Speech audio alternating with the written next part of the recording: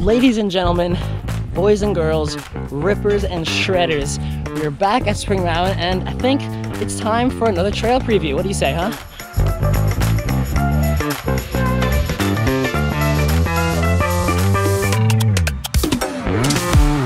Today we're here at Legacy. We're at the top already after the annoyingly brutal climb. I'm still out of shape. Yeah, I just want to show you down.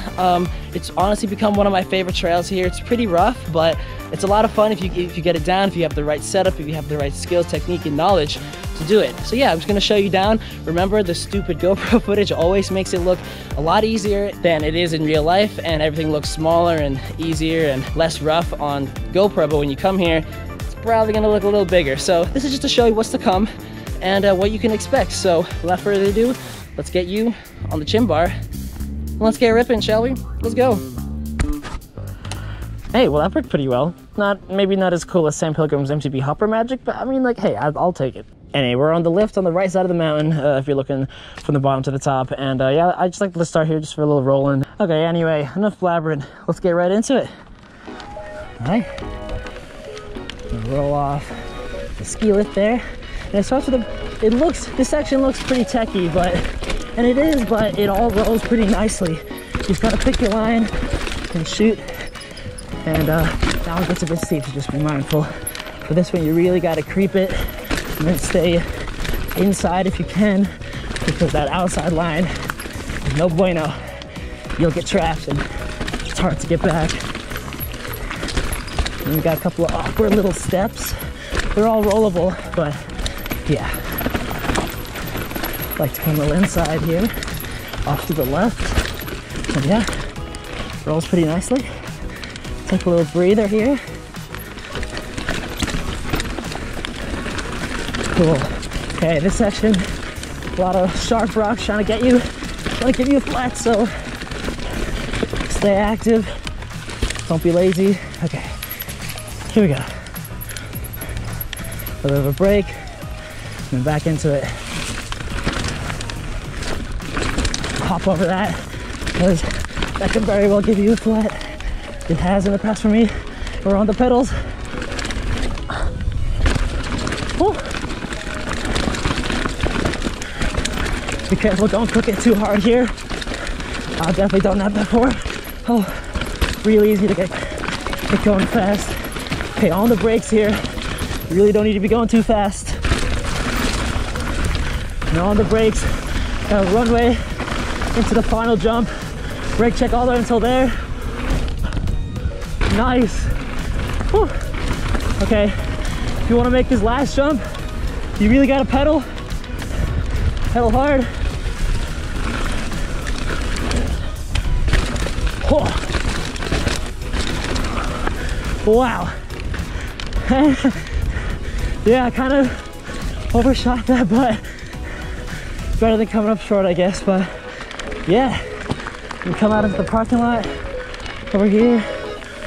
I love that trail so much. Whew.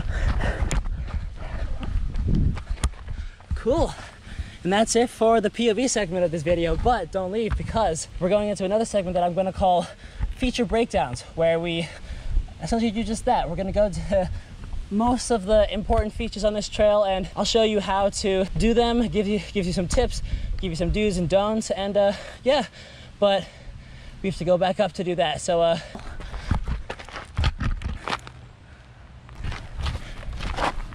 let's go, shall we?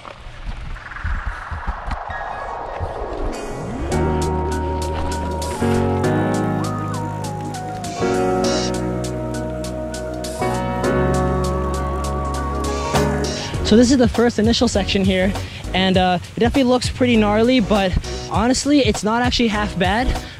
With this one, the secret is to just pick your line, which is just straight, and just plow basically, and you should be okay. See, as you can see, it's not too bad. So this feature is actually pretty simple. You just gotta lean back because it's a steeper roll. Don't brake hard on it because you might slide, but be sure to be on the brakes right afterwards. And yeah, just get right back and roll off of it. So this rock garden slash slab section is pretty tricky if you don't choose the right line. But if you go inside, if you choose the right line, then it actually flows pretty nicely. I've tried the outside line, it's pretty rough. The inside line is definitely the move. So for this jump, it's all about speed. If you can pedal like crazy right after the rock garden, you really got to pedal up almost all the way to the top of the lip. But obviously you have to get, you know, ready and prepared before the lip, then you'll be good. It's a pretty long and low. It's like a 15-foot gap roughly, and it is a gap. You can't really roll it. There's a nice case pad, but I would suggest not casing it. It's not fun.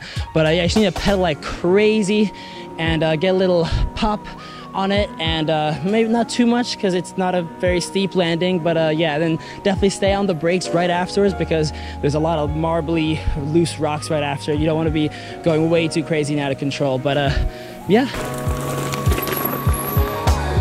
So this is me standing under the legacy drop for a bit of scale.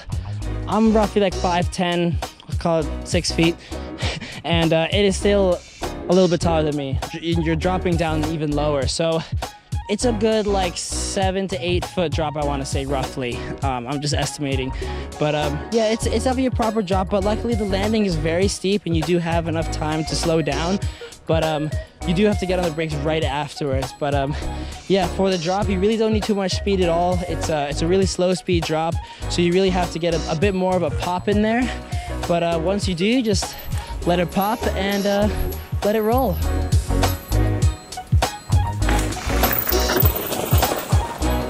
Nice.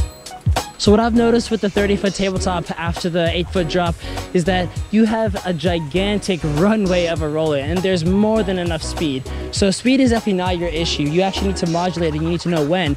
And what I've noticed is that as long as you are brake checking the whole way down, staying at a relatively comfortable speed, all the way until pretty much where I'm standing, right around here, yeah, you'll be set for speed. You brake check all the way until here, and just roll and the jump.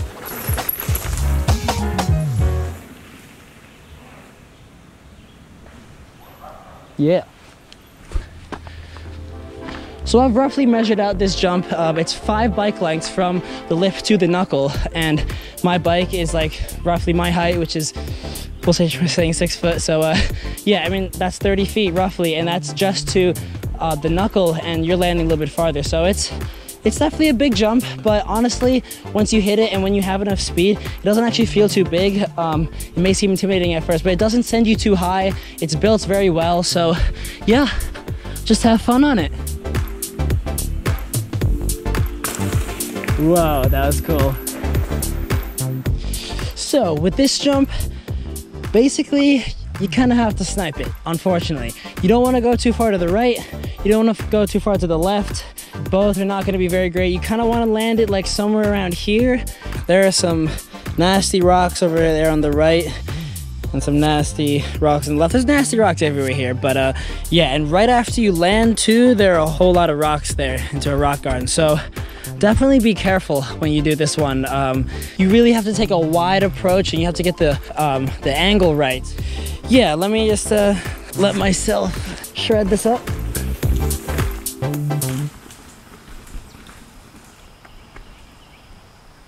Nice.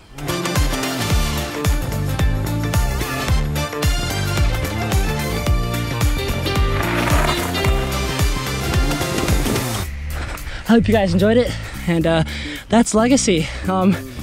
Just be safe out there, use your best judgment, and yeah, I encourage you to come and check it out. It's a lot of fun, and let me know what you liked and didn't like about the video. I'm always open to suggestions, and yeah, see you in the next trail preview.